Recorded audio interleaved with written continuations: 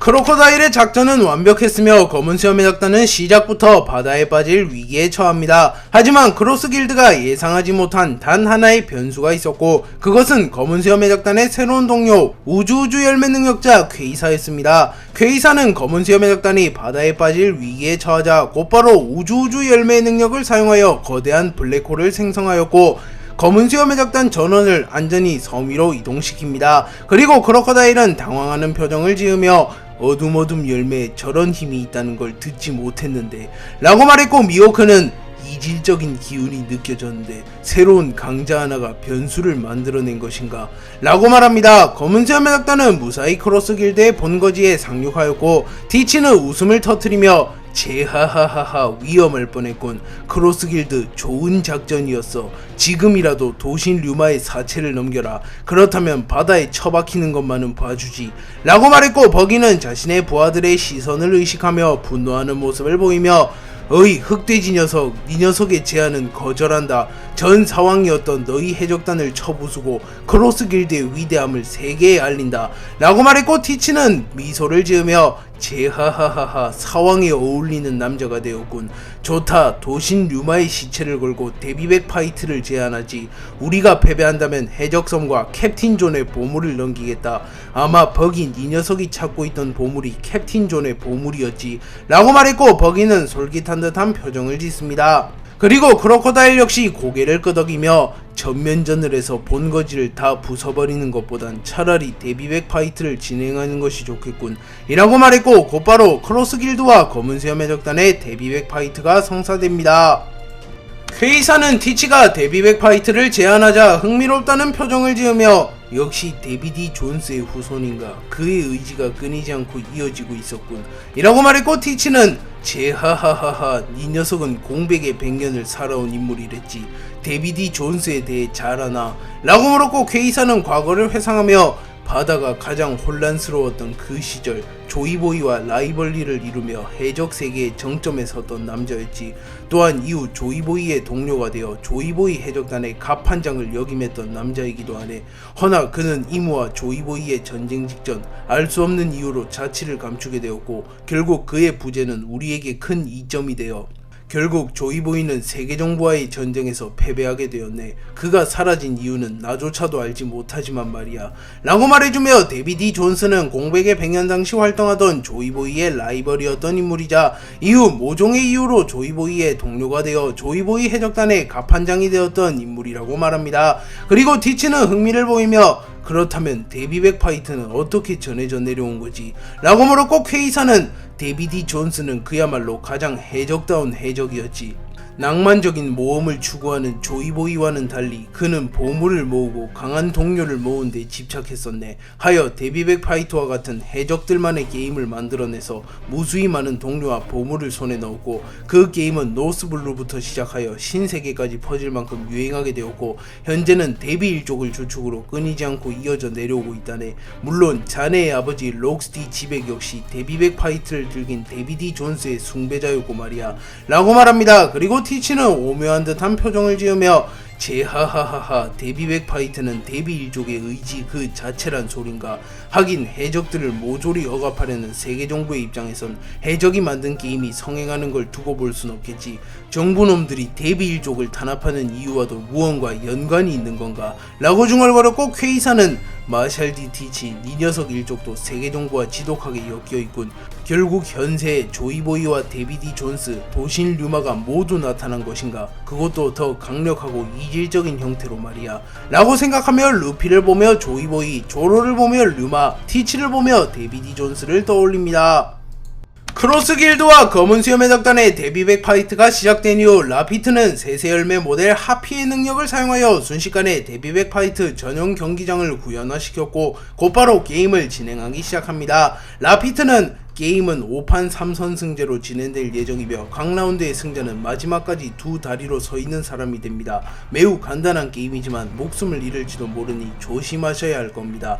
라고 말했고 버기는 어이 티치 약속은 지켜라, 패배한다면 캡틴 존의 보물을 넘겨라 라고 소리쳤고 티치는 만족한 듯한 웃음을 지으며 제하하하하 데비디 존스의 이름을 걸고 맹세하지 라고 말했고 곧바로 검은 수염의 역당과 크로스 길드의 데뷔백 파이트가 시작됩니다. 티치는 데뷔백 파이트가 시작되자마자 자신감을 드러내며 곧바로 경기장 내부로 뛰어들었고 티치는 큰 소리로 제하하하하 내 상대는 누구냐, 어이 매눈 이 녀석이냐 아니면 멍청이 분홍새 악어 자식이냐 라고 말했고 미호크는 곧바로 칼을 뽑아들며 적진의 최고 전력이 벌써 나오는 건가, 내가 나설 수밖에 없나 라고 말합니다. 하지만 그 순간 버기가 미호크를 제지하며 어이 매눈 선장끼리의 대결이다, 놈은 흰수염 해적단 시절부터 마음에 들지 않았다고 라고 말하며 버기가 티치와 상대할 준비를 마칩니다. 버기는 매눈은 반드시 승리하는 카드, 티치 녀석과 격돌에 패배하기라도 한다면 우리 입장에서는 큰 손해겠지, 체면보다는 캡틴 존의 보물이 더 소중해, 차라리 내가 지고 매눈의 기회를 아껴두는 편이 나아 라고 생각하며 만에 하나 미호크가 티치에게 진다면 자신들은 이길 가능성이 없어진다는 것을 잘 알았기에 꽤나 냉철한 판단을 하는 모습을 보입니다. 그리고 도플라밍고는 버기의 의중을 눈치채며 훗훗훗훗훗 체면보다는 실리를 택한 것인가, 그래 그것이 진정한 해적이지 라고 말합니다. 버기는 티치의 앞에 선 이후 어이 흑돼지 자식 이 녀석은 흰수염 해적단 시절부터 마음에 들지 않았다고 라고 말했고 티치는 제하하하하 그리운 시절이 떠오르는군, 샹크스에게 가려진 쭉정이 주제에 나를 막을 수 있다고 생각하나 라고 말하며 티치와 버기는 한 차례 트래시 토크를 주고받은 이후 본격적으로 대결을 펼칠 준비를 마칩니다. 티치와 버기의 대결이 시작된 이후 버기는 단숨에 승부를 보지 않으면 가망이 없다고 생각하며 동강동강 열매의 능력을 사용하여 빠른 속도로 티치에게 접근한 뒤 동강동강 열매의 능력 각성을 사용하며 티치의 몸을 동강내버리려 합니다. 하지만 티치의 패기가 워낙 강했기에 티치는 미동도 하지 않았고 티치는 따분한 듯한 표정을 지으며 제하하하하 역시 이 녀석은 사왕이라고 불릴 자격이 없었군, 혹시나마 정말로 강해졌을지 궁금했는데 역시 타고난 운과 인망으로 사왕이 된 것인가 라고 말했고 버기는 발끈하는 모습을 보이며 오만방자한 돼지 자식 같으니라고 이 몸에 특제 버기탄을 맞고도 여유를 부릴 수 있는지 보자 라고 말한 뒤 곧바로 특제 버기탄을 티치에게 사용하였고 티치는 당황하는 모습을 보이며 거대한 폭발에 휩쓸립니다. 그리고 티치의 몸은 완전히 터져버렸고 평소라면 티치는 분명 엄살을 피우며 바닥에서 뒹굴고 있어야 했습니다. 하지만 티치는 어인섬에서 세턴을 꺾으며 세턴의 권능을 흡수하는 데 성공했고 신체 능력이 상승함은 물론 초회복력을 손에 넣은 데 성공했기에 완전히 터져버린 몸이 서서히 복구되었고 티치는 전혀 충격을 입지 않은 듯한 모습을 보입니다.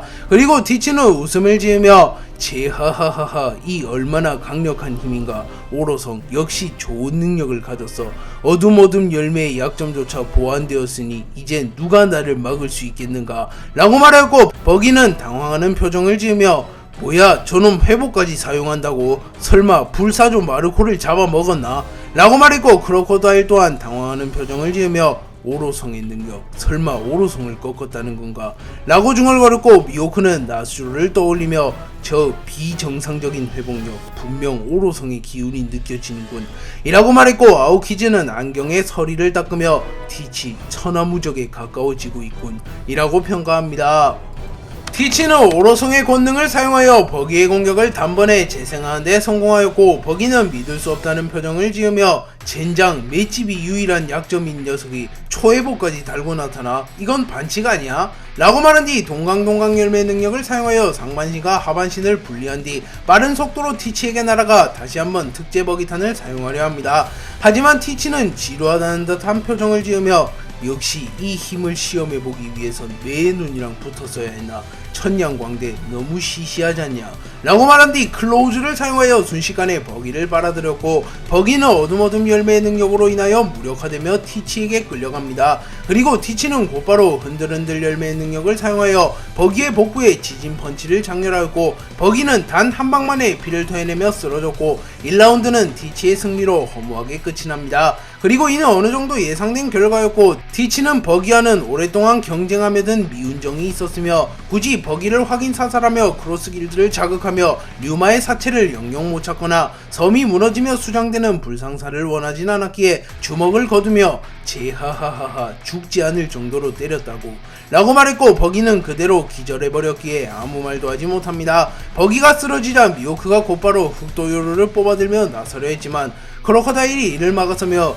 이 녀석은 필승 카드다. 벌써 나설 필요 없다고 라고 말하며 담배를 폈고, 지량만큼은 크로커다일이 최고인 부분을 미호크도 인정했기에 우선 칼을 거둡니다. 한편 케이사는 무언가 불안한 듯한 표정을 지으며 느낌이 매우 불쾌하고 더럽군 이라고 말했고, 시키는 무슨 소리냐, 순조로운 출발인데 말이야 라고 말했고, 케이사는 고개를 갸우뚱하며 데뷔백 파이터와 관련된 문제가 아니네 라고 말했고, 티치도 조금은 불쾌한 표정을 지으며 제하하하하 뭐 나도 어느정도 느껴진다만 불확실한 미래를 걱정해서 뭐하겠나, 당장 지금의 승리를 만끽하라고 라고 소리칩니다.